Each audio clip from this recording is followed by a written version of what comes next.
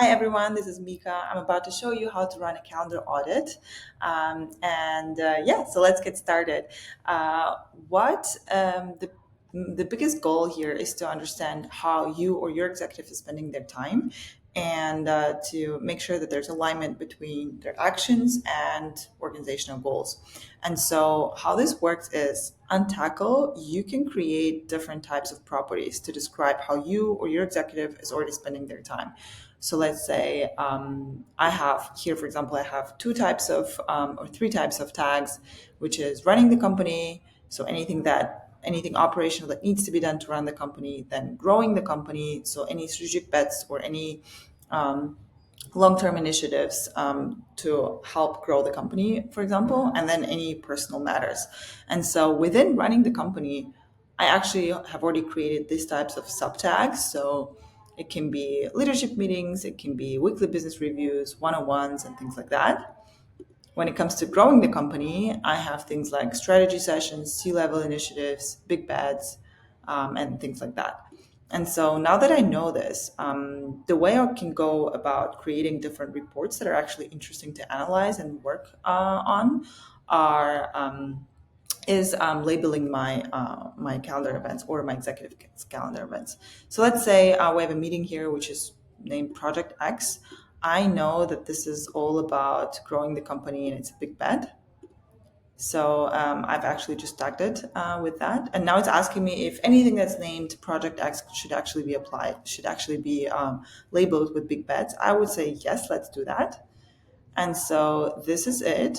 Now, what happens in the monthly report is all this data gets fed into these charts, and we can see how much time our executive is spending on certain things. So it looks like this month we're spending like the same amount of time on running the company and growing it. If this is the balance that you'd like to maintain, perfect. You can always see how adding certain calendar events impacts that balance, and you can always have a certain goal.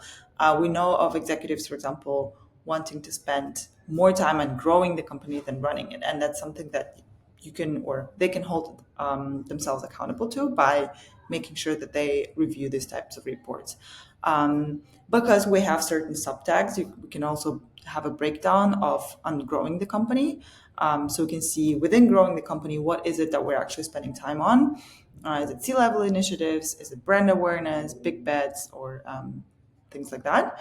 And same goes for running the company. So how much time is spent? Looks like a lot of time is spent in weekly business review. That's something you can adjust or maybe discuss adjusting.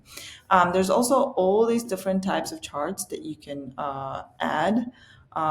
Some things people like to track is how much time is spent in meetings versus not meetings, so like focus time, how much time is spent in recurring versus non-recurring meetings.